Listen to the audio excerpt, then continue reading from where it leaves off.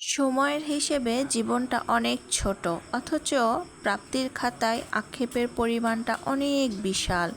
তবুও জীবন থেমে থাকে না, বয়ে চলে। যত বেশি ঝড় তত বেশি নদীর স্রোত। জীবনও যেন ঠিক নদীর উল্টো পিঠ। এই যে এত বেশি না পাওয়া, এত আক্ষেপ, এত হাহাকার, জীবনের প্রতি তীব্র অভিমান। তবে কি জীবন থেমে থেকেছে কারো?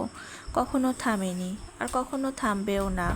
সময় এবং নদীর স্রোত কখনো কারো জন্য থেমে থাকে না, কারোর জন্য কারো জীবন কখনোই আটকিয়ে থাকবে না। জীবনটা তার নিজের গতিতেই চলে যাবে। আমাদের এই এত চাওয়া পাওয়া, কি পেলাম জীবনে, কি পেলাম না, কি হারিয়ে ফেললাম, এত কিছু কোনো কিছু করারই আমরা কিন্তু সময় পাবো না।